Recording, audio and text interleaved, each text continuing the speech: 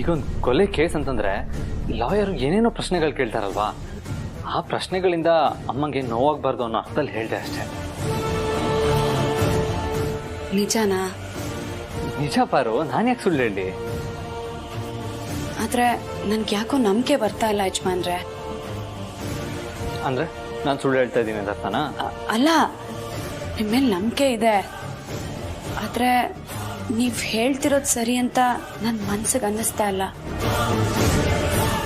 ಸಾರಿ ಪಾರು, ನಾನು ಸುಳ್ಳು ಹೇಳ್ತಾ ಇದ್ದೀನಿ. ಆದರೆ ಪ್ರೀತುನೇ ನನಗೆ ಶೂಟ್ ಮಾಡಿದ್ದು ಅಂತ ಗೊತ್ತಾದರೆ ನಿನ್ನ ಮನಸ್ಸಿಗೆ ತುಂಬ ಹರ್ಟ್ ಆಗುತ್ತೆ.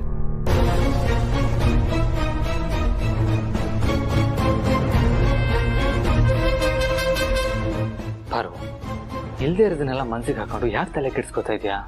ನೋಡು, ಅಮ್ಮ ಇವಾಗ ಬೇಲ್ ಮೇಲೆ ಆಚೆ ಬಂದಿದ್ದಾರೆ. ಆದಷ್ಟು ಬೇಗ ಅವ್ರು ಏನು ತಪ್ಪು ಮಾಡಿಲ್ಲ ಅಂತ ನಾನು ಪ್ರೂವ್ ಮಾಡಿ ಅವ್ರನ್ನ ಆಚೆ ಕರ್ಕೊಂಡ್ಬರ್ತೀನಿ.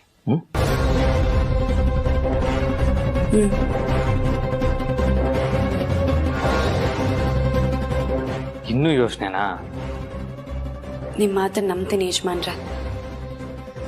ಅತ್ತೆಮ್ಮಂಗೆ ಊಟ ಕೊಡಬೇಕು, ನಾನು ಬರ್ತೀನಿ.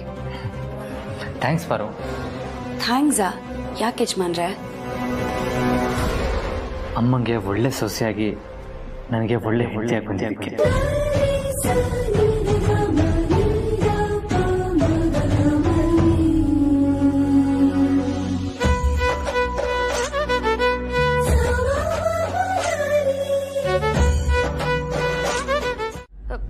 ಫ್ರೆಂಡ್ಸ್ ಬನ್ನಿ ಇಲ್ಲಿ. ಏನು ಎಲ್ರೂ ಹೇಗಿದ್ದೀರಾ? ದೀಪಾವಳಿ ಹಬ್ಬ ಜೋರಾಗಿತ್ತ? ನೋಡಿ ಫ್ರೆಂಡ್ಸ್, ಯಾರು ಯಾರನ್ನಾದ್ರೂ ಉದ್ಧಾರ ಮಾಡ್ಲಿ ಇಲ್ಲ ಹಾಳು ಮಾಡ್ಲಿ, ನೀವು ಮಾತ್ರ ದುಡ್ಡು ಮಾಡ್ಕೊಂಡು ಚೆನ್ನಾಗಿರಿ ಫ್ರೆಂಡ್ಸ್. ನಮ್ಮದವ್ರಿಗೆ ಚಂಪ್ ಕೊಟ್ರು ಪರವಾಗಿಲ್ಲ, ಆದ್ರೆ ಕೈ ಮಾತ್ರ ಕೊಡ್ಬೇಡಿ. ಏನ್ ಫ್ರೆಂಡ್ಸ್, ಎರಡೂ ಒಂದೇ ಅರ್ಥನಾ? ಅಯ್ಯೋ, ನಾನು ಏನ್ ಹೇಳ್ತಿದ್ದೀರಿ ಅಂತ ನನಗೆ ಅರ್ಥ ಆಗ್ತಿಲ್ಲ, ಇನ್ನು ನಿಮಗೆ ಹೇಗೆ ಅರ್ಥ ಆಗುತ್ತೆ ಫ್ರೆಂಡ್ಸ್? ನನ್ನ ಮಾತಲ್ಲಿ ತಪ್ಪು ಹುಡ್ಕೋದನ್ನ ಬಿಟ್ಟು ಮನಸ್ಸಿನ ಭಾವನೆನ ಅರ್ಥ ಮಾಡ್ಕೊಳ್ಳಿ ಫ್ರೆಂಡ್ಸ್.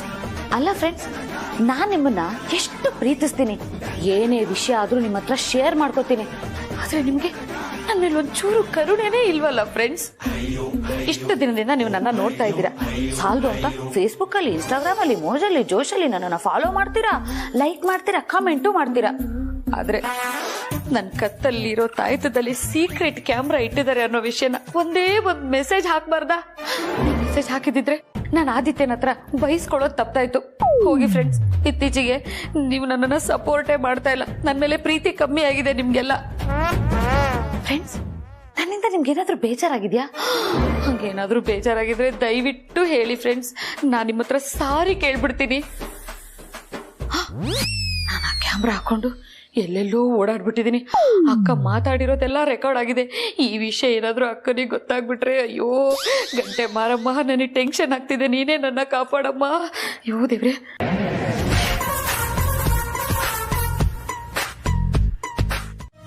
ವೀರಣ್ಣನ ಹತ್ರ ಮಾತಾಡ್ತಾ ಇದ್ದೆ ರಘು. ವೀರಣ್ಣ ಕಾಲ್ ಮಾಡಿದ್ರು, ಈಗಲೇ ಬರ್ತೀನಿ ನಮ್ಮನ್ನೆಲ್ಲ ನೋಡಕ್ಕೆ ಅಂತ ಹೇಳಿದ್ರು. ನಾನೇ ಬೇಡ ಅಂತ ತಡೆದೆ. ಈಗ ಆದಿ ಹೇಗೂ ಚೇತರಿಸ್ಕೊತಾ ಇದ್ದಾನೆ, ನಾನು ಬೇಲ್ ಮೇಲೆ ಹೊರಗೆ ಬಂದಿದ್ದೀನಿ, ಅಷ್ಟು ಅರ್ಜೆಂಟಾಗಿ ಬರೋ ಅವಶ್ಯಕತೆ ಇಲ್ಲ ಅಂತ ನಾನೇ ಹೇಳಿದೆ. ಪಾಪ ಅವ್ರಿಗೂ ಹುಷಾರಿರ್ಲಿಲ್ವಂತೆ, ಅಪ್ಪಾಜಿ ಹೇಳಿದ್ರು. ಆದಿತ್ಯಕ್ಕೆ ಶೂಟ್ ಆಗಿರೋದು ತಿಳಿದು ಹಾಸ್ಪಿಟಲ್ ಇದ್ದಾಗ ವೀರಯ್ಯ ಫೋನ್ ಮಾಡಿದ್ದ, ಅಡ್ರೆಸ್ ಕೊಡು ಈಗಲೇ ಬರ್ತೀನಿ ಅಂದ. ಆಗ ಅವನ ಧ್ವನಿಯಲ್ಲಿ ಏನೋ ಒಂದು ಆಸೆ ಕಂಡು ಬಂತು ನನಗೆ. ಏನಾಯ್ತು ಅಂತ ಕೇಳಿದಾಗ ಇಲ್ಲ ಹುಷಾರಾಗಿದ್ದೀನಿ ಅಂದ. ಆಮೇಲೆ ಅಪ್ಪಾಜಿ ಹತ್ರ ಮಾತಾಡ್ತಾ ಗೊತ್ತಾಯ್ತು ವೀರಯ್ಯನಿಗೆ ಹುಷಾರಿಲ್ಲ ಅಂತ. ಅದಕ್ಕೆ ಯಾವುದೇ ಕಾರಣಕ್ಕೆ ನೀನು ಬರಕ್ಕೆ ಹೋಗಬೇಡ, ನಾವೆಲ್ಲರೂ ಇದ್ದೀವಿ, ನಾವು ನೋಡ್ಕೋತೀವಿ, ಮೊದಲು ನೀನು ಹುಷಾರಾಗು ಅಂತ ಹೇಳಿದೆ. ಆದರೆ ನೀನು ಅರೆಸ್ಟ್ ಆಗಿರೋ ವಿಷಯ ತಿಳಿದು ಜೀಪ್ ತಗೊಂಡು ಹೊರಟೇ ಬಿಟ್ನಂತೆ. ಊರಾಚೆ ಇರೋ ದೇವಸ್ಥಾನದ ಹತ್ರ ಬರೋಷ್ಟೊತ್ತಿಗೆ ತಲೆ ಸುತ್ತ ಬಂದು ಗಾಡಿ ಓಡ್ಸೋಕ್ಕಾಗಲಿಲ್ಲ, ರಸ್ತೆ ಬದಿಯಲ್ಲಿ ನಿಲ್ಲಿಸ್ಬಿಟ್ನಂತೆ. ಅದೇ ಊರಿನ ಜನ ನೋಡಿ ಅವನ್ನ ಕರ್ಕೊಂಡು ಹೋಗಿ ಮನೆಗೆ ಬಿಟ್ಟಿದ್ದಾರೆ. ಫೋನಲ್ಲಿ ಎಷ್ಟೇ ಸಮಾಧಾನ ಹೇಳಿದ್ರು ವೀರಣ್ಣನಿಗೆ ತೃಪ್ತಿ ಆಗಲ್ಲ, ಅಲ್ಲಿ ಇರೋಕ್ಕಾಗಲ್ಲ. ಅದಕ್ಕೆ ಇವತ್ತೆಲ್ಲ ನಾಳೆ ಬಂದೇ ಬರ್ತಾನೆ ಅಂತ ಯೋಚನೆ ಮಾಡಿ ಜನನಿನ ಊರಿಗೆ ಕಳಿಸ್ಕೊಟ್ಟೆ. ಅಪ್ಪನ ಜೊತೆಲಿ ಮಗಳಿದ್ದು ಆರೈಕೆ ಮಾಡಿದ್ರೆ ಅವನಿಗೂ ಸ್ವಲ್ಪ ಬೇಗ ಹುಷಾರಾಗುತ್ತೆ, ಮನಸ್ಸಿಗೆ ನೆಮ್ಮದಿ ಅನಿಸ್ಬೋದು. ಹಾಗೆ ಇಲ್ಲಿನ ಬೆಳವಣಿಗೆ ಬಗ್ಗೆ ಜನನಿಂದ ಗೊತ್ತಾದ್ರೆ ಅವನು ತಗೊಂಡಿರೋ ನಿರ್ಧಾರದಿಂದ ಹಿಂದೆ ಸರಿಬಹುದು ಅಂತ ಜನನಿನ ಒಪ್ಪಿಸಿ ನಿನಗೂ ಹೇಳ್ದೆ ಆದಷ್ಟು ಬೇಗ ಕಳಿಸ್ಕೊಟ್ಟೆ. ದಯವಿಟ್ಟು ಕ್ಷಮಿಸ್ಬಿಡು ಅಖಿಲ. ಏನಿದು ರಘು, ಏನ್ ಮಾತಾಡ್ತಿದ್ದೀರಾ? ಎಂಥ ಒಳ್ಳೆ ಕೆಲಸ ಮಾಡಿದ್ದೀರಾ ನೀವು. ಸ್ವಂತವಾದ ನಿರ್ಧಾರ ತಗೊಳ್ಳೋದಕ್ಕೆ ನಾನು ಪರ್ಮಿಷನ್ ತಗೋಬೇಕಾ ನೀವು? ಹಾಗೆ ನೋಡಿದ್ರೆ ನಾನು ನನ್ನ ಸ್ವಂತ ನಿರ್ಧಾರಗಳನ್ನು ತಗೊಂಡಾಗ ನೀವು ಯಾವತ್ತಾದರೂ ಕ್ವೆಶ್ಚನ್ ಮಾಡ್ತೀರಾ? ಹಾಗೆ ನಾನು ನಿಮ್ಮ ನಿರ್ಧಾರಗಳನ್ನ ಪ್ರಶ್ನೆ ಮಾಡಬಾರ್ದು. ನಾವಿಬ್ರು ಲೈಫ್ ಪಾರ್ಟ್ನರ್ಸ್ ಅಲ್ವಾ ರಘು? ಹೀಗೆ ಇರಬೇಕು. ಒಳ್ಳೆ ಸಂಬಂಧ ಅನ್ನೋದು ಎಷ್ಟು ಶ್ರೇಷ್ಠವಾದದ್ದು ಅಲ್ವಾ ರಘು? ಮನುಷ್ಯನಿಗೆ ಎಷ್ಟೇ ಹೆಸರು, ಹಣ, ಆಸ್ತಿ, ಅಂತಸ್ತು ಏನೇ ಇದ್ರೂ ಅದು ಯಾವುದ್ರ ಬಗ್ಗೆನೂ ತಲೆ ಕೆಡಿಸ್ಕೊಳ್ದೆ ನಮ್ಗೊಂದು ಕಷ್ಟ ಅಂತ ಬಂದಾಗ ನಮ್ಮ ಜೊತೆನಲ್ಲಿ ನಿಲ್ತಾರಲ್ಲ, ಅವರೇ ನಿಜವಾದ ಬಂಧುಗಳು. ಅಂಥವರು ನಮ್ಮ ಮನಸ್ಸಿನಲ್ಲಿ ನಮ್ಮ ಕೊನೆಯ ಕಾಲದವರೆಗೂ ಭದ್ರವಾಗಿ ಬೇರೂರಿರ್ತಾರೆ ಅಲ್ವಾ? ನಿಜ ಅಖಿಲ. ನಮ್ಗೆ ಕಷ್ಟ ಅಂದ ಕೂಡಲೇ ಸ್ಪಂದಿಸೋ ಜೀವ ಅಂದ್ರೆ ಈರಣ್ಣ.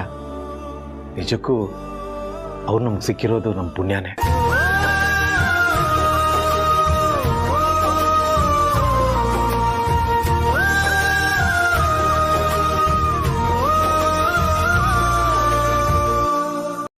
ಬೇಡ. ಯಾಕೆ? ಗಂಡ ಆದೋನು ದಿನ ಈ ರೀತಿ ಮನೆಯಲ್ಲೇ ಇದ್ದು ಕೆಲಸ ಮಾಡ್ಕೊಡ್ಬಾರ್ದು. ನಿಮ್ ತರ ಅಪರೂಪಕ್ಕೊಂದಿನ ಈ ರೀತಿ ಕೆಲಸ ಮಾಡ್ಕೊಡ್ಬೇಕು. ಆಗ್ಲೇ ಗಂಡಂಗೂ ಮರ್ಯಾದೆ, ಹೆಂಡತಿಗೂ ಖುಷಿ.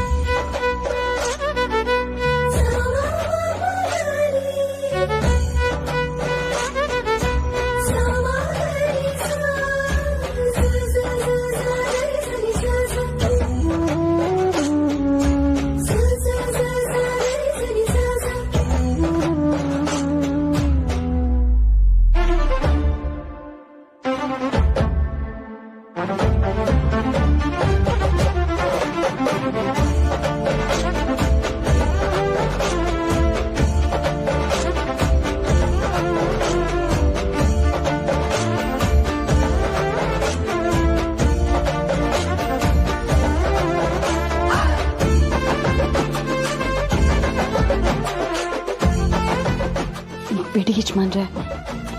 ಯಾವತ್ತೂ ಗಂಡ ಆಗೋನು ಹೆಂಡತಿ ಕೈನ ಬಿಡಬಾರ್ದು. ನೀವು ಬಿಡಲ್ಲ ಅಂತ ನನಗೆ ಚೆನ್ನಾಗಿ ಗೊತ್ತು. ಮತ್ತೆ ಇವಾಗ ಬಿಡಿ ಅಂದ? ನಾನು ಹೇಳಿದ್ದು ಈಗ ಹಿಡ್ಕೊಂಡಿದ್ದಿದ್ದ ಕೈನ ಬಿಡಿ ಅಂತ, ಜೀವನದಿಂದ ಬಿಡಿ ಅಂತಲ್ಲ. ಮದ್ವೆ ಆದ್ಮೇಲೆ ನೀನು ಮಾತು ಕಲ್ತೆ ಏನು? ಮದ್ವೆಗೂ ಮುಂಚೆನೆ ಕಲ್ತಿದ್ದೆ, ಆದ್ರೆ ಮದ್ವೆ ಆಗಿರ್ಲಿಲ್ವಲ್ಲ. ಅಬ್ಬಬ್ಬಬ್ಬಬ್ಬ, ಅರಳು ಹುರಿದಾಗ ಮಾತಾಡ್ತೀಯ. ಕೇಳ್ತಾನೆ ಏನಣ ಅನ್ಸುತ್ತೆ. ಆಮೇಲೆ ನಿನ್ನ ನೋಡ್ತಾನೆ ಇರ್ಬೇಕನ್ಸುತ್ತೆ. ಆಮೇಲೆ ಆಮೇಲೆ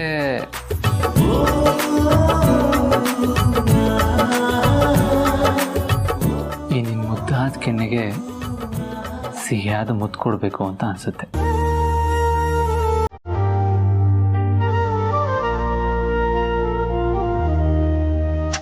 ನನ್ನ ಉಸಿರ ಒಳಗೆ ನಡೆದಾಗಿರುತ್ತಿರು ಆಗುವುದೇ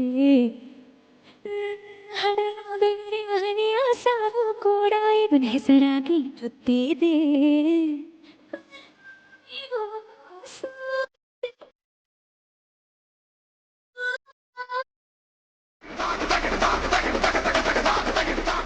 ಪಾರು, ನೀನೇನು ಟೆನ್ಷನ್ ಆಗಬೇಡ. ಏನಾದರೂ ಇನ್ಫಾರ್ಮೇಶನ್ ಸಿಕ್ಕಿದ್ರೆ ಅವರೇ ಕಾಲ್ ಮಾಡ್ಬೋದು. ನಾವು ವೇಟ್ ಮಾಡೋಣ. ಸರಿ ಯಜಮಾನ್ರ.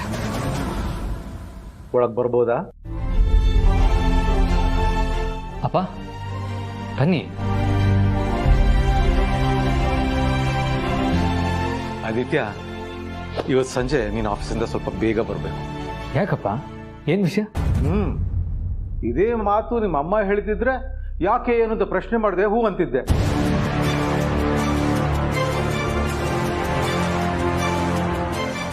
ಆದರೆ ನನ್ನನ್ನು ಮಾತ್ರ ಪ್ರಶ್ನೆ ಮಾಡ್ತೀಯ ಅಲ್ವಾ? ಎಷ್ಟೇ ಆದರೂ ಅಮ್ಮನ ಮಗ ಅಲ್ವಾ ನೀನು?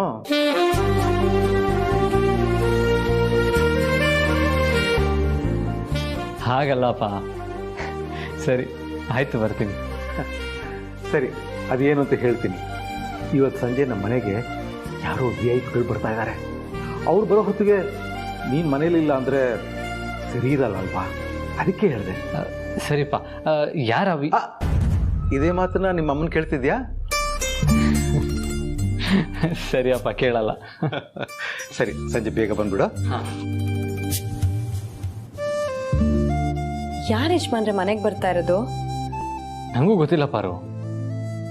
ಸಂಜೆ ಬರ್ತಾರಲ್ಲ, ಗೊತ್ತಾಗುತ್ತೆ ಬಿಡು. ಸರಿ, ನಾನು ಆಫೀಸ್ಗೆ ಹೋಗ್ಬಿಡ್ತೀನಿ.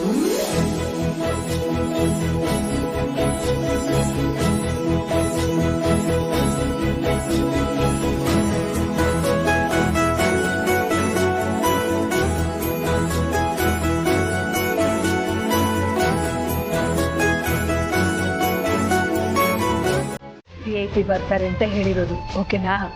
ಓಕೆ ಮ್ಯಾಮ್, ಹೇಳಲ್ಲ.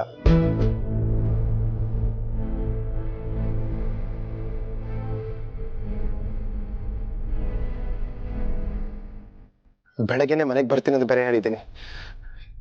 ಈಗ ಹೋಗಿಲ್ಲ ಅಂದ್ರೆ ಅಣ್ಣ ತಂಗಿ ಇಬ್ರು ಊರ್ಕೊಳ್ತಾರೆ. ಯಾವುದಕ್ಕೂ ಹೀಗಾಗಿದೆ ಅಂತ ಒಂದು ಫೋನ್ ಮಾಡಿ ಹೇಳ್ಬಿಡೋಣ. ಪ್ರೀತು,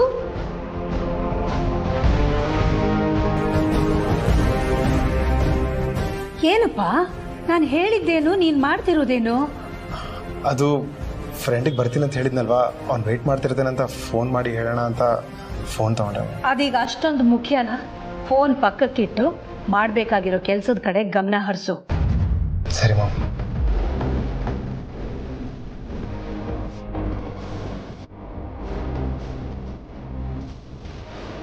ಹಾಗಾದ್ರೆ ಹೇಳ.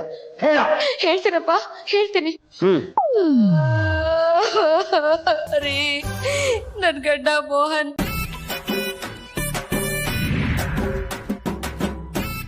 ಆ ಕಾಯ್ತದಲ್ಲಿ ಸೀಕ್ರೆಟ್ ಕ್ಯಾಮ್ರಾ ಇಟ್ಟಿದ್ದ ಅಂತ ನನಗೆ ಗೊತ್ತಿರ್ಲಿಲ್ಲ ಕಣ್ರಿ. ಆ ವಿಷಯ ಆದಿತ್ಯ ಗೊತ್ತಾಗಿ ನನಗೆ ಈಗ ಮುಗ್ಗ ಬೈದ್ಬಿಟ್ಟ. ಆ ತಾಯ್ತನ ಅವನೇ ವಾಪಸ್ ಇಸ್ಕೊಂಡ್ಬಿಟ್ಟ.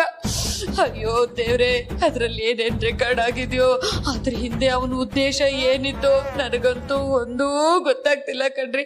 ಈ ವಿಷಯ ಏನಾದ್ರೂ ಅಕ್ಕನಿಗೆ ಗೊತ್ತಾದ್ರೆ ನನ್ನ ಮುಗಿಸೇ ಬಿಡ್ತಾರೆ. ಅದಕ್ಕೆ ನಿನ್ನೆಯಿಂದ ಒಂದೇ ಟೆನ್ಷನ್, ಯಾರ ಹತ್ರ ಹೇಳ್ಕೊಳ್ಳಿ ಯಾರ ಹತ್ರ ಬಿಡ್ಲಿ ಅಂತ ಒದ್ದಾಡ್ತಾ ಇದ್ದೀರಿ ಕಣ್ರಿ. ಇಷ್ಟೇ ನಡೆದಿತ್ತು. ದೀಪಾವಳಿಲಿ 1000 ವಾಲ ಪಟಾಕಿ ಹಚ್ಚಿದ್ರು, ಒಂದೇ ಒಂದು ಸುಸುಬತ್ತಿ ಹಚ್ಚಿದ್ರು ಅನ್ನೋ ತರ ಹೇಳ್ತಿದ್ದೇಳೆ. ಮನೆ ಹಾಳಿ ಶಾಕ್ ಆಯ್ತಾ? ನಿನಗ್ ಶಾಕ್ ಆದಾಗ ಅದೇನೋ ಇಲ್ಲ ಬಿಲ್ಲ ಅಂತೆಲ್ಲ ಹೇಳ್ತಿದ್ಯಲ್ಲ, ಅದನ್ನ ಹೇಳಿ ಒಂದ್ಸಲ. ಯಾಕೆ? ನನಗೂ ಶಾಕ್ ಆಗಿದೆ ಅದಕ್ಕೆ. ಓ ಮೈ ಗಾಡ್, ಜಿಲಾ ಸಿಂಡ್ರಲಾ ಕಾಂಚನ ಮಿಣಮಿಣ ಟಿನಿಂಗ ಮಿನಿಂಗ ಟಿಶ್ಕ್ಯಾ.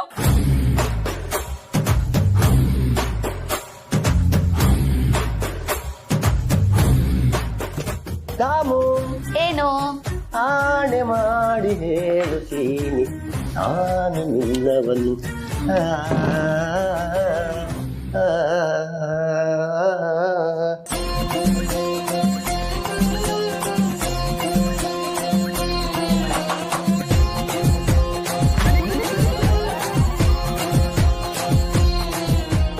ದಾಮು, ಲೇ ದಾಮು, ಸ್ವಲ್ಪ ಬೆನ್ನುಜ್ಜು ಬಾರೆ.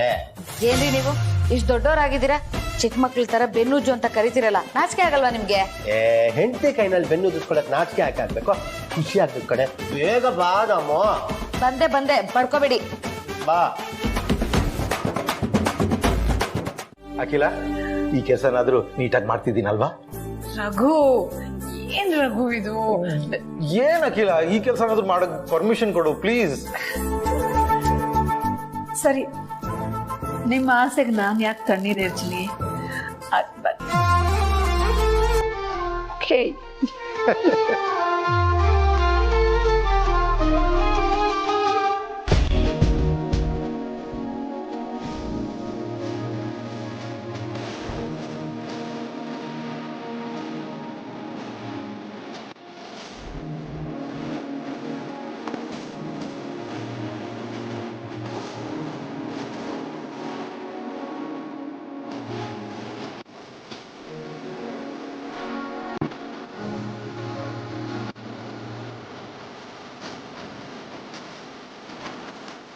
ಇಲ್ಲ ಒಂದು ಹಾಡು ಹೇಳ. ಹಾಡು? ಭಾಗ್ಯ ಭಾನು ಇದ್ದಾರೆ ಅಂತನಾ? Don't worry. ಭಾಗ್ಯ, ನನ್ನ ಅಚ್ಚನಾಗೋಸ್ಕರ ನಾನು ಹಾಡು ಹೇಳಿದ್ರೆ ನಿಮ್ಗೇನಾದ್ರೂ ಅಭ್ಯಂತರ ಇದೆಯಾ? ಖಂಡಿತ ಇಲ್ಲ ಅಪ್ಪ ಅವರೇ. ನೋಡ್ತೀಯಾ? Okay, I will start. ತಂಪಾದ ಗಾಳಿ ಬೀಸಲು ಇಂಪಾದ ರಾಗ ಹಾಡಲಿ, ತಂಪಾದ ಗಾಳಿ ಬೀಸಲಿ ಇಂಪಾದ ರಾಗ ಹಾಡಲಿ, ಹರಡುತ್ತಿದ್ದ ಹೂವಿನ ಹಾಗೆ ನಲಿಯುತ್ತಲಿ ಎಂದಿಗೂ ಹೀಗೆ ನಗುತ್ತಲಿರು ನನ್ನ ಮಲ್ಲಿಗೆ. ತಂಪಾದ ಗಾಳಿ ಬೀಸಲಿ ಇಂಪಾದ ರಾಗ ಹಾಡಲಿ.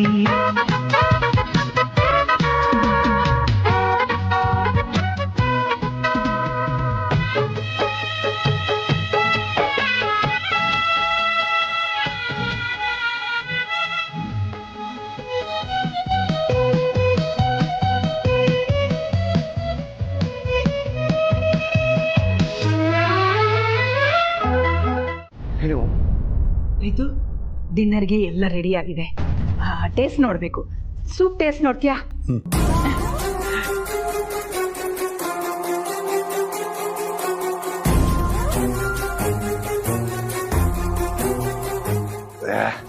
ಅರು, ನನ್ ಕಾಯಿಲೆ ಬಂದ್ರೂ ಪರವಾಗಿಲ್ಲ, ನಾನು ಅದ್ರ ಬಗ್ಗೆ ಯೋಚನೆ ಮಾಡಲ್ಲ.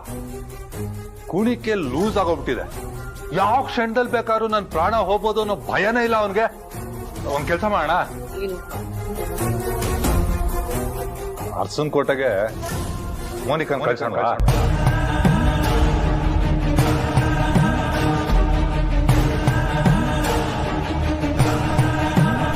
ಕಳಿಸಿ, ಏನಾಗುತ್ತೋ ಆಮೇಲೆ ನೋಡ್ಕೊಳ್ಳೋಣ.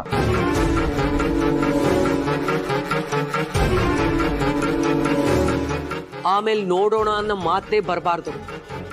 ಇವಳನ್ನ ಕಳ್ಸೋದು ದೊಡ್ಡ ವಿಷಯ ಅಲ್ಲ, ಆದ್ರೆ ಅಲ್ಲಿಗೆ ಹೋದ್ಮೇಲೆ ಏನ್ ಮಾಡ್ತಾಳೆ ಅನ್ನೋದು ಮೊದಲು ಯೋಚನೆ ಮಾಡ್ಬೇಕು. ಅಲ್ಲೇನೋ ಆಗಿದೆ. ಪ್ರೀತು ಹೀಗೆಲ್ಲ ಉಡಾಫೆ ಮಾಡವನೇ ಅಲ್ಲ. ನೀನೊಂದು ಫೋನ್ ಮಾಡಿ ಕೇಳು. ನಾನು ಆವಾಗದಿಂದ ಇದನ್ನ ಹೇಳ್ತಾ ಇರೋದು.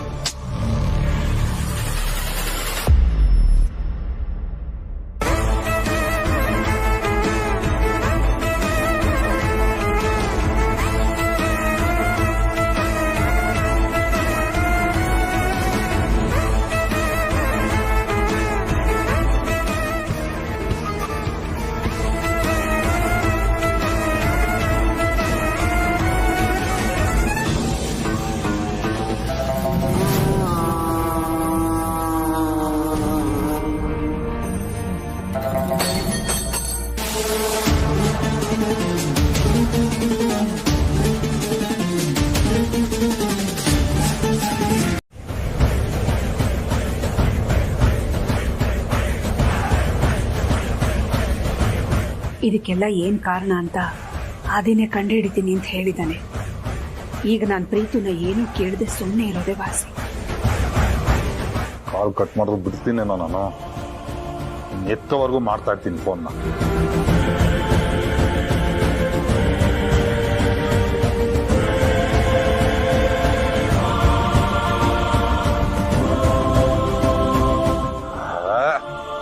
ಆಗ್ಲೇ ಫೋನ್ ಕಟ್ ಮಾಡ್ದ, ಈಗ ರಿಸೀವೇ ಮಾಡ್ತಾ ಇಲ್ಲ.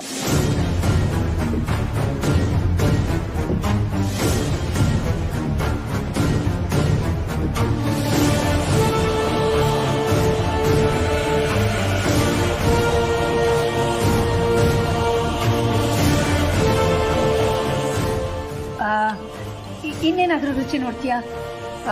ಖೀರ್ ರುಚಿ ನೋಡು. ಅತ್ಯಮ್ಮ, ನೀವು ಮಾಡಿರೋ ಅಡ್ಗೆನ ರುಚಿ ನೋಡೋದ? ರುಚಿಗೆ, ಶುಚಿಗೆ, ಅಚ್ಚುಕಟ್ಟಿಗೆ ಇನ್ನೊಂದು ಹೆಸರೇ ನೀವು. ಅಂಥದ್ರಲ್ಲಿ ನೀವು ಮಾಡಿರೋ ಅಡ್ಗೆ ಅಂದಮೇಲೆ ಅದು ಚೆನ್ನಾಗಿದ್ದೇ ಇರುತ್ತೆ.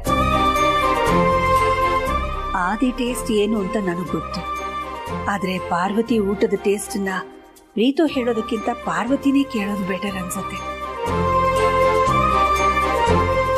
ಪ್ರೀತು, ಡಿನ್ನರ್ಗೆ ಐ ಮೀನ್ ಪಾರ್ಟಿಗೆಲ್ಲ ವ್ಯವಸ್ಥೆ ಆಗಿದೆಯಲ್ಲ? ಆಗಿದೆ ಮಾಮ್. ಓಕೆ. ಟೇಸ್ಟ್ ನೋಡೋದನ್ನ ಪಾರ್ವತಿ ಮಾಡ್ತಾನೆ. ಈ ವಿಷಯದಲ್ಲಿ ಅವಳೇ ಬೆಟರ್ ಅನ್ಕೋತೀನಿ. ನೀನ್ ಹೋಗಿ ರೆಸ್ಟ್ ಮಾಡು.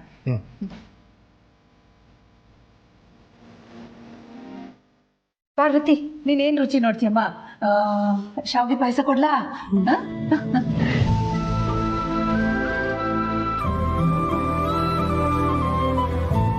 ಗೋಡಂಬಿ, ದ್ರಾಕ್ಷಿ, ಏಲಕ್ಕಿ ಎಲ್ಲ ಹಾಕಿದ್ದೀನಿ ನೋಡು.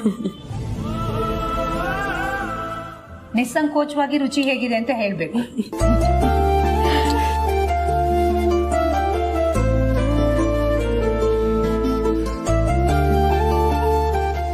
ಹೇಗಿದೆ ಅತ್ಯಮ್ಮ? ದೇವ್ರ ಪ್ರಸಾದ ಹೇಗ್ ಯಾವಾಗ್ಲೂ ಚೆನ್ನಾಗಿರುತ್ತೋ ನೀವು ಮಾಡೋ ಅಡ್ಗೆ ಕೂಡ ಅಷ್ಟೇ ಚೆನ್ನಾಗಿರುತ್ತೆ.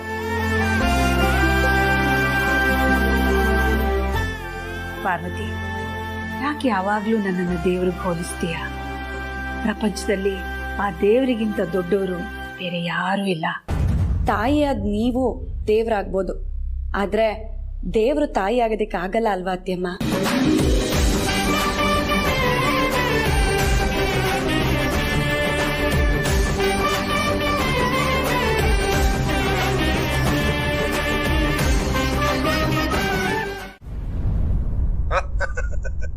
ಹೆದರ್ಕೋಬಿಟ್ಟೇನೋ ಮರಿ. ಡೋಂಟ್ ವರಿ ರಾಜ, ನಿನ್ ರಾಣಿ ನಿನ್ನ ಅರಮನೆಗೆ ಇನ್ನೂ ಕಾಲಿಟ್ಟಿಲ್ಲ. ಅವಳು ನಿನ್ನೆಯಿಂದನೂ ನಮ್ ಜೊತೆನೇ ಇದ್ದಾಳೆ.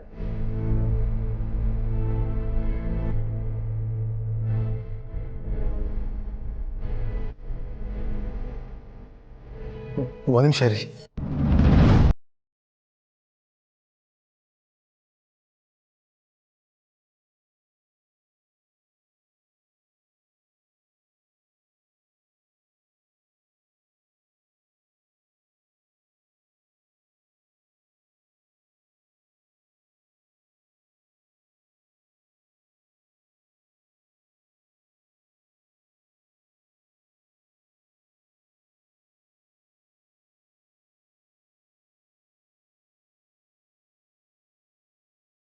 ತೋರ್ಸಲ್ಲ. ಅಣ್ಣ ಹೋಗ್ಲಿ ಬಿಡು, ಅವನು ಆಲ್ರೆಡಿ ತುಂಬಾ ಟೆನ್ಷನ್ ಅಲ್ಲಿದ್ದಾನೆ. ತೋರ್ಸನ ಕೊಡು. ಹಾಯ್ ಪ್ರೀತು.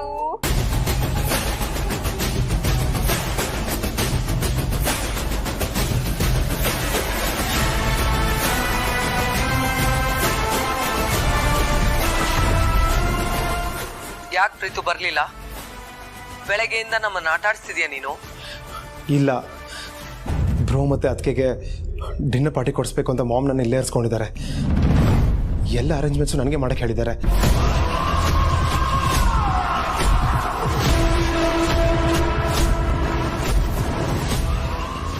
ಊರಲ್ಲಿ ಬೇರೆ ಜನನೇ ಇಲ್ಲ, ಅದಕ್ಕೋಸ್ಕರ ನಾನೆಲ್ಲ ನೋಡ್ಕೊಳ್ತಾ ಇದ್ದೆ.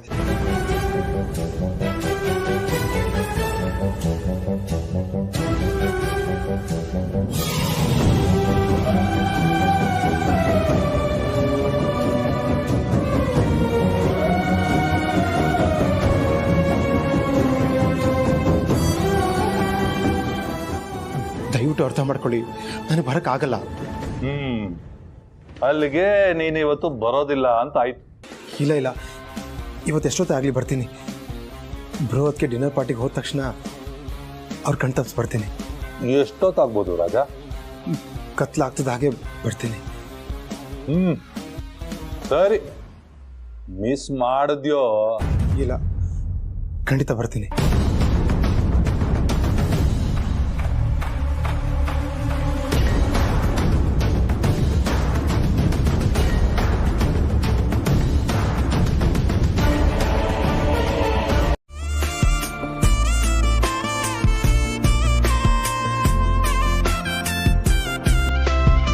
ಇವತ್ತಿನ ನಮ್ಮ ಸ್ಪೆಷಲ್ ಇನ್ವೈಟೀಸ್ ಬೇರೆ ಯಾರೂ ಅಲ್ಲ, ನೀವಿಬ್ರೇ.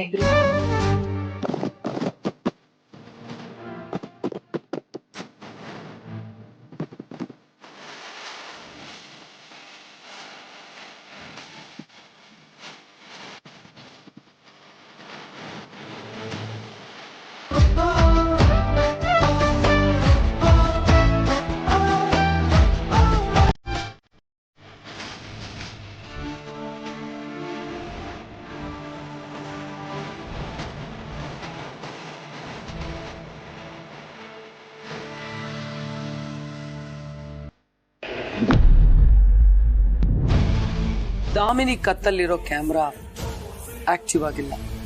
ಸೊ ಅದಕ್ಕೆ ಆಲ್ಟರ್ನೇಟ್ ನ ಆಕ್ಟಿವ್ ಮಾಡೋ ಟೈಮ್ ಬಂದಿದೆ. ಅಂದ್ರೆ ನಾನು ಹೇಳೋದನ್ನ ನೀವಿಬ್ರು ಗಮನ ಇಟ್ಟು ಕೇಳಿ. ಧ್ರುವ ಮತ್ತೆ ಅದಕ್ಕೆ ಡಿನ್ನರ್ ಪಾರ್ಟಿ ಕೊಡಿಸ್ಬೇಕು ಅಂತ ಮಾಮ್ ನನ್ನ ಇಲ್ಲೇ ಇರಿಸ್ಕೊಂಡಿದ್ದಾರೆ.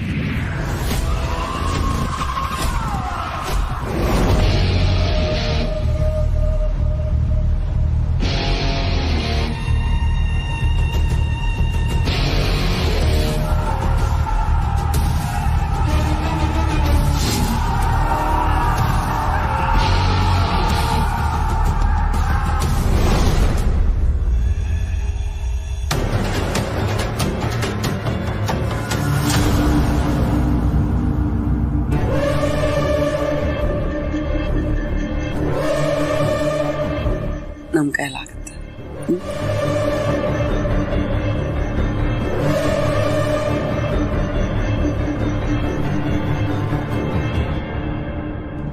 ಅಮ್ಮ ಏನ್ ಹೇಳ್ತಾ ಇದ್ದೀರಾ?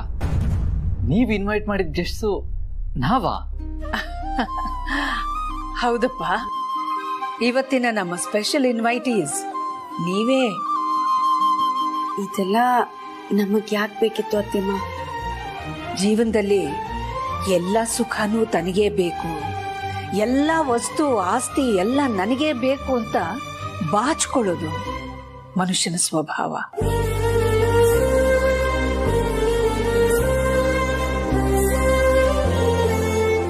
ಕೆಲವರಂತೂ ಕುಟುಂಬದಲ್ಲಿ ಬೇರೆಯವರ ಬಗ್ಗೆ ಯೋಚನೆ ಕೂಡ ಮಾಡೋದಿಲ್ಲ. ಅದನ್ನ ತಪ್ಪು ಅಂತಾನೂ ಹೇಳಕ್ಕಾಗಲ್ಲ.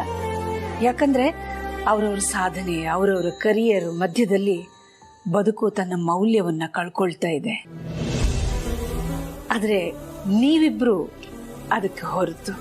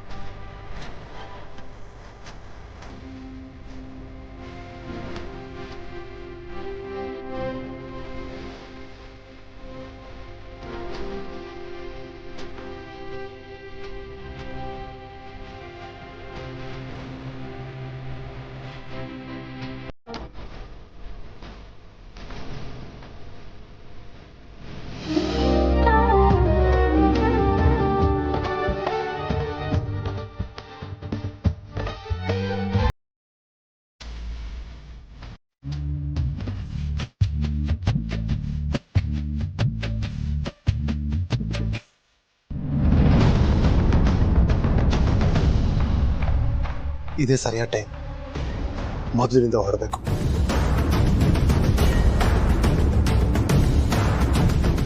ಅಲ್ಲ, ಎಲ್ರು ಆದಿ ಪಾರ್ವತಿನ ಒಳ್ಳೆ ಹನಿಮೂನಿಗೆ ಕಳ್ಸೋ ತರ ಬಿಲ್ಡಪ್ ಕೊಡ್ತಾ ಇದಾರಲ್ಲ. ಇವ್ರು ಹೋಗ್ತಾ ಇರೋದು ಟೆರೆಸ್ಗೆ, ಅದು ಊಟ ಮಾಡಕ್ಕೆ. ಇಷ್ಟೊಂದು ಬಿಲ್ಡಪ್ ಬೇಕಾ?